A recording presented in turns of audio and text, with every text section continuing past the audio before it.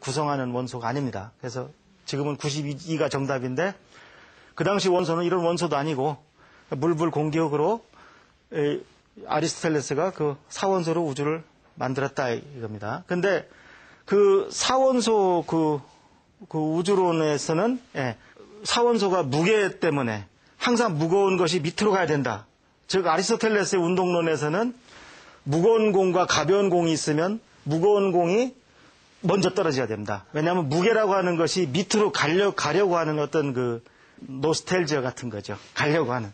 그래서 아리스토텔레스 운동론에서는 무거운 것이 먼저 떨어져야 됩니다. 그런데 그런 우주관을 만들었는데 달부터는 설명이 안 되니까 그 제5원소를 도입한 거죠. 그래서 제5원소를 도입해서 봐라, 별들은 얼마나 보석 같고 찬란하냐. 저게 우리 그 물불 공기흙 같은 이런 그 속물은 아닐 거다. 그래서 월화권과 월상권을 그 따로 해서 그 우주를 만들었다는 거죠. 근데 그 우주를 만든 것에다가 한수를 뒀던 사람이 피타고라스라는 거죠. 피타고라스는 우주가 단순히 이렇게 배치만 되어 있는 게 아니라 듣기 좋은 오케스트라를 연주하고 있다.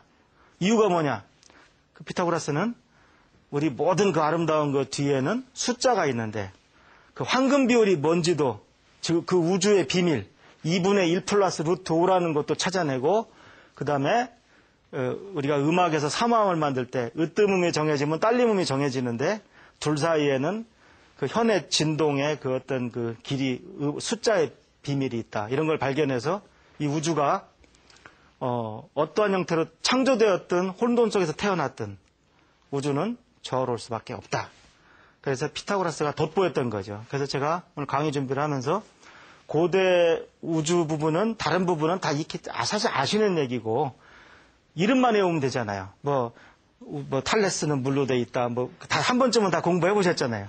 근데 그런 거야말로 어떻게 보면 좀 덧없는 지식 같아요. 어디 가서 뭐 아는 체 할 수는 있지만 그렇다고 해서 이렇게 굉장히 유용한 지식은 아닌 것 같은데 이 피타고라스가 우주를 조화로운 존재로 보고 오켓을 들었다고 하는 부분은 저는 너무 감탄을 해서 그 부분을 안 순간 이게 피타고라스가 발견한 우주의 비밀이구나. 그런 잠을 못 이룰 정도로 충격을 받았던 적이 있습니다. 그래서 다음 시간에는 제가 그러면 이제 케플러, 갈릴레이, 코페르니쿠스 이런 천재들이 그 발견한 또 다른 두 번째 비밀에 대해서 소개하도록 하겠습니다. 잘 들어주셔서 감사합니다.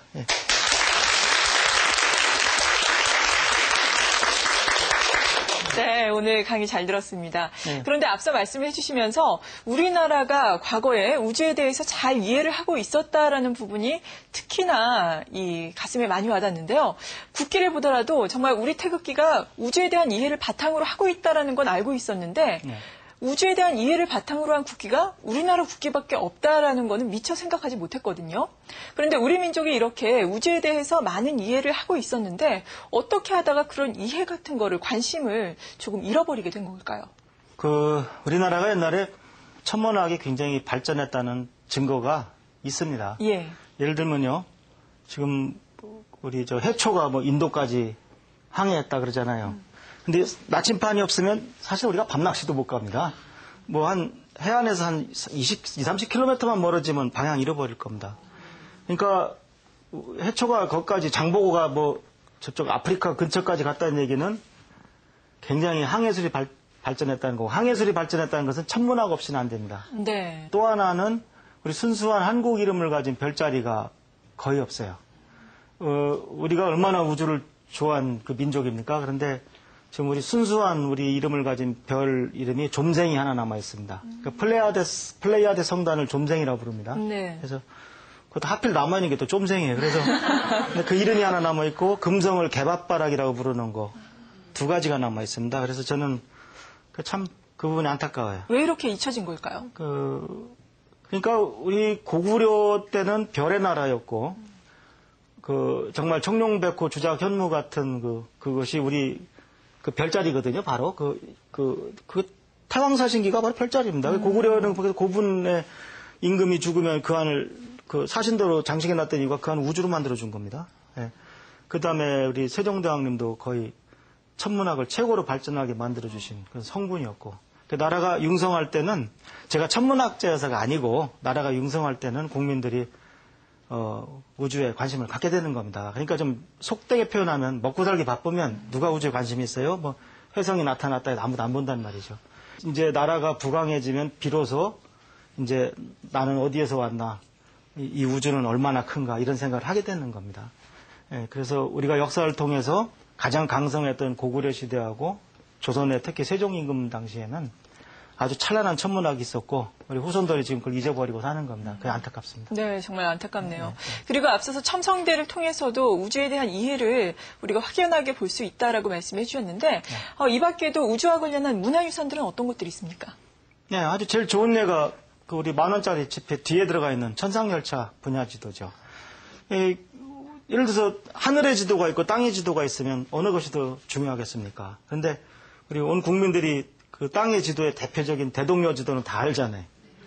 예, 뭐 김종호란 분이 옥고를 치르고 다 알잖아요. 근데 우리 하늘의 지도의 대표적인 지도라고 할 수 있는 천상열차 분야 지도는 아는 분도 없고 많이도 모르세요. 그래서 그 10,000원짜리 뒷면에 이제 들어가 있거든요. 그래서 제가 아주 쉬운 강의 어린이들 상대로 할 때는 주로 그쪽 내용 얘기를 합니다. 오늘은 제가 기회가 없어서 많이 말씀 못 드렸는데 천상열차 분야 지도 같은 것은 바로 조선 초에 만든 그 우리 민족의 아주 문화유산입니다. 그래서 경복궁에 가시면 공중유물 전시관에 그 조선 초 태조 4년에 만든 천상열차 분야지도 그 석각본을 보실 수 있습니다. 이제 우리가 우주에 대해서 천문에 대해서 더욱더 관심을 가져야 되겠구나라는 생각이 듭니다. 오늘 우주의 오케스트라에 대해서 들려주신 박석재 원장님께 다시 한번 큰 박수 부탁드립니다. 네, 국립평생대학 오늘 순서는 여기서 마치겠습니다. 다음 이 시간에도 우주의 신비에 대해서 풀어보겠습니다. 고맙습니다.